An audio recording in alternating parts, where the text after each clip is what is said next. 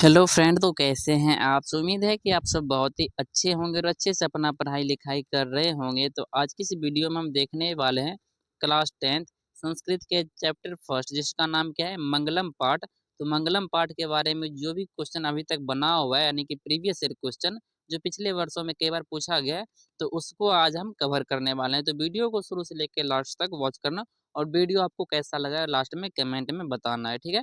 तो क्वेश्चन सारे के सारे इंपॉर्टेंट है, आपको ईयर भी लिखा हुआ मिल जाएगा, कौन सा क्वेश्चन कब पूछा गया है, ठीक है। तो चलते हैं हम अपने क्वेश्चन की तरफ। तो हमारा यहाँ पे फर्स्ट क्वेश्चन है, मंगलम पाठ के रचनाकार कौन है? तो मंगलम पाठ के रचनाकार कौन है, यदि चैप्टर आप पढ़े होंगे तो वहाँ पे आपको बताया गया होगा। तो उनका जो लेखक है वो कौन है? तो है महर्षि वेद व्यास, ठीक है। तो ऑप्शन आपके पास क्या हो जाएगा? सी राइट आंसर हो जाएगा। क्वेश्चन नंबर 2 है हमारे पास, मंगलम पाठ में कितने मंत्र संकलित हैं? तो मंगलम पाठ में कितने मंत्र संकलित हैं? 4 है, 5 है, 7 है या फिर 8 है? तो मंगलम पाठ में टोटल कितने मंत्र हैं? तो टोटल 5 मंत्र सम्मिलित है, ठीक है। तो ऑप्शन यहाँ पे आपका क्या हो जाएगा? बी राइट आंसर हो जाएगा, ठीक है। तो अब चलते हैं क्वेश्चन नंबर 3 पे। तो क्वेश्चन नंबर 3 हमारे पास, सत्य का मुख सत्य का मुख किस पात्र से ढका हुआ है? तो सोने के पात्र से ढका हुआ है, ठीक है। तो स्वर्णमय पात्र बोले या फिर हिरणमय पात्र बोले, दो में से कोई आपको मिलेगा तो आप टिक कर सकते हो। लेकिन यहाँ पे हिरणमय पात्र लिखा हुआ है, लेकिन वहाँ पे सोने के बारे में चर्चा नहीं किया गया, तो हम ऑप्शन यहाँ पे ए को टिक कर देंगे, ठीक है। तो हिरणमय पात्र हमारा क्या हो जाएगा? आंसर हो जाएगा। अब हम चलते हैं किस पे? क्वेश्चन नंबर 4 पे। क्वेश्चन नंबर 4 है, महतो महियान कौन है? तत्व है, देव है, ब्रह्मा या आत्मा है या फिर राक्षस है? तो किसके बारे में कहा गया है? तो ब्रह्मा के बारे में कहा गया है। ब्रह्मा बोले या फिर आत्मा बोले, ठीक है। आपको जो ऑप्शन में मिल जाएगा उनको आपको टिक कर देना है। फिलहाल हमारा बी क्या हो जाएगा? राइट आंसर हो जाएगा। यहाँ पे देख सकते 3 नंबर का जो क्वेश्चन है कितना इंपॉर्टेंट है, और ये भी 4 नंबर में जो क्वेश्चन है ये भी 3 वर्षों में पूछा गया। तो सारे के सारे क्वेश्चन इंपॉर्टेंट है, ठीक है। तो क्वेश्चन नंबर 5 है हमारे पास, बोल रहा है कि आनोरनियान कौन है? और ये देखो 4 वर्षों में क्वेश्चन रिपीट किया गया है, तो कितना इंपॉर्टेंट आप यहाँ पे देख सकते हो। किनको कहा गया है? आत्मा को, परमात्मा को या फिर गगन को या फिर संसार को। तो आनोरनियान कौन है? तो वो आत्मा है। क्या है? आत्मा है। तो ऑप्शन हमारा यहाँ पे क्या हो जाएगा? ए राइट आंसर हो जाएगा। क्वेश्चन नंबर 6 है हमारे पास, किसकी विजय होती है? सत्य की, क्रोध की, असत्य की या फिर मोह की? तो विजय किन किन का होता है? चैप्टर पढ़ेंगे तो आपको बताया होगा कि सत्य का हमेशा विजय होता है, ठीक है। तो ऑप्शन यहाँ पे हमारा क्या हो जाएगा? ए राइट आंसर हो जाएगा, ठीक है। अब चलते हैं क्वेश्चन नंबर 7 पे। क्वेश्चन नंबर 7 है हमारे पास, किसकी विजय नहीं होती है?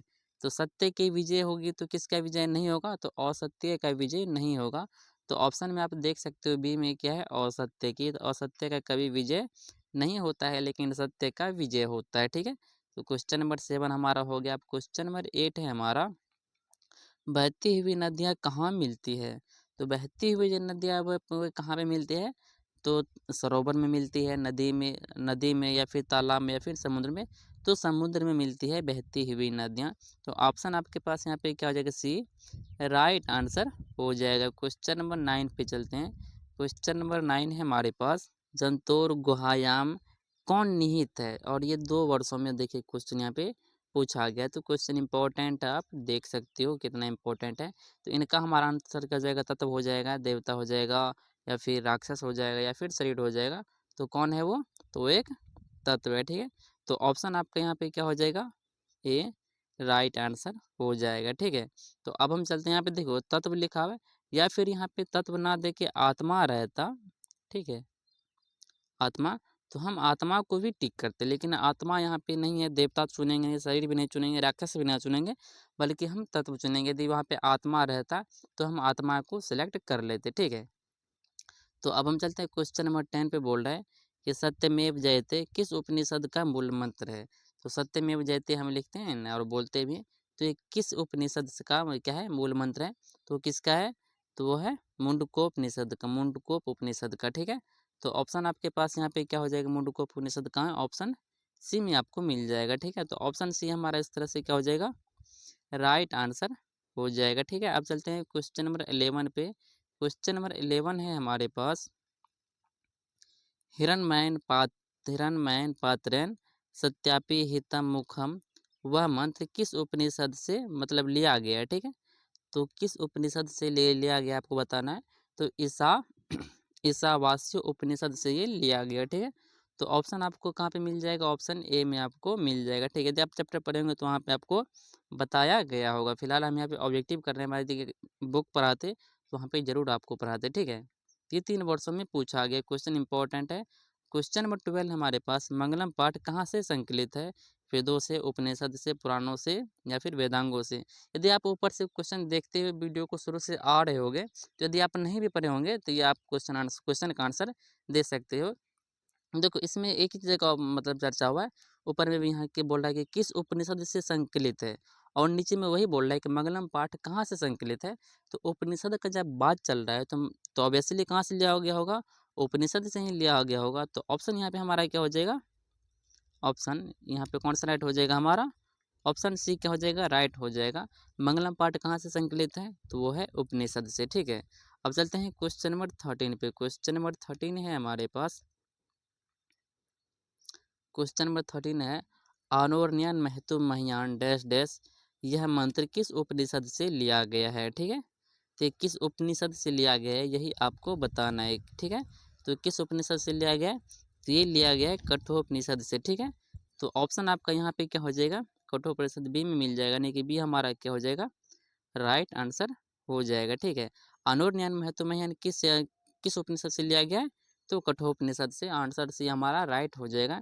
क्वेश्चन नंबर 14 है हमारे पास, नदियां नाम और रूप छोड़कर किसमें विलीन हो जाती है, समुद्र में, तालाब में या फिर मानसरोवर में या फिर झील में। ऊपर भी एक क्वेश्चन देखे थे पर थोड़ा अलग वैरायटी का था, यहाँ पे क्वेश्चन को घुमा दिया गया।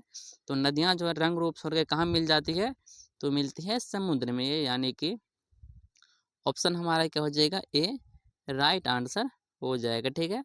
अब चलते हैं क्वेश्चन नंबर 15 पे। क्वेश्चन नंबर 15 है हमारे पास, उपनिषद के रचनाकार कौन है, और ये क्वेश्चन मोस्ट इंपॉर्टेंट है, 2 वर्षों में पूछा गया पर क्वेश्चन इंपॉर्टेंट है। उपनिषद के लेखक कौन है, तो महर्षि वेद व्यास जी हैं, और इस चैप्टर के भी लेखक कौन है, महर्षि वेद व्यास ही हैं। मंगलम पाठ के लेखक भी महर्षि वेद व्यास ही हैं। तो ऑप्शन आपके यहाँ पे क्या हो जाएगा, सी राइट आंसर हो जाएगा, ठीक है। क्वेश्चन नंबर 16 हमारे पास, उपनिषद किसका अंतिम भाग है, ठीक है। तो उपनिषद जो है वो किसका अंतिम भाग है ये आपको बताना है। तो किसका उपनिषद अंतिम भाग है, तो वैदिक वाङ्मय का, ठीक है। तो ऑप्शन आपके पास यहाँ पे क्या हो जाएगा, सी राइट आंसर हो जाएगा। क्वेश्चन नंबर 17 पे चलते हैं। तो क्वेश्चन नंबर 17 है हमारे पास, हिरण्मयन पात्रेण डैश डैश सत्याधर्म दृष्टि है, ठीक है। तो ये जो खाली स्थान है वहाँ पे, यहाँ पे क्या आएगा, यही आपको बताना है, ठीक है। तो हमारा आंसर यहाँ पे क्या हो जाएगा सत्यापि हितम, हिरण्मयन पात्रेण सत्यापि हितम धर्मायते दृष्टि, ठीक है। तो यहाँ पे हम किसको ठीक करेंगे, ऑप्शन बी को। तो यहाँ पे हमारा बी क्या हो जाएगा, राइट आंसर हो जाएगा, ठीक है। अब चलते हैं हम क्वेश्चन नंबर 18 पे। क्वेश्चन नंबर 18 है हमारे पास, सत्यमेव जयते परम निधानम, ठीक है। तो यहाँ जो खाली स्थान है यहाँ पे आपको क्या भरना है, वही बोल रहा है, ठीक है। तो यहाँ पे आपको क्या भरना है, तो नानित्रम, ठीक है। तो ऑप्शन आपके पास यहाँ पे क्या हो जाएगा, नानित्रिम, ठीक है। तो आंसर आपका भी है बी क्या हो जाएगा, राइट आंसर हो जाएगा, ठीक है। अब चलते हैं क्वेश्चन नंबर 19 पे और 20 पे। तो क्वेश्चन नंबर 19 जो है हमारा वो है कि देवलोक का मार्ग किससे प्रस्त होता है। तो देवलोक का जो मार्ग प्रस्त होता है वो किससे होता है, तो वो सत्य से होता है। ऑप्शन आपका क्या हो जाएगा, सत्य, यहाँ पे हाँ सत्य आपका मतलब बी में मिल जाएगा। तो बी क्या हो जाएगा आपका यहाँ पे राइट आंसर हो जाएगा, ठीक है। अब चलते हैं क्वेश्चन नंबर 20 पे। क्वेश्चन नंबर 20 हमारे पास, विद्वान शोक रहित होकर किसको देखता है, विद्वान जो है शोक रहित होकर किसको देखता है, आत्मा को, परमात्मा को, माया को या फिर शरीर को। तो वो किसको देखता है, परमात्मा को देखता है। तो ऑप्शन यहाँ पे हमारा क्या हो जाएगा, बी फिर से राइट आंसर हो जाएगा, ठीक है। तो अब हम चलते हैं किस पे, मतलब यहाँ पे 20 ही क्वेश्चन था इस चैप्टर से, अभी तक में 20 क्वेश्चन ही पूछा गया, ठीक है। तो यहाँ पे जो भी इंपॉर्टेंट क्वेश्चन था चैप्टर फर्स्ट है उसको हम कवर कर लिए हैं। तो 20 क्वेश्चन में आप कितना क्वेश्चन यहाँ पे सही किए ये आपको कहाँ पे बताना है, तो कमेंट में बताना है। और जहाँ पे आपको डाउट होगा आप डाउट भी हमसे पूछ सकते हैं, ठीक है। तो मिलते हैं अगले क्वेश्चन के साथ अगले वीडियो में, तब तक के लिए धन्यवाद।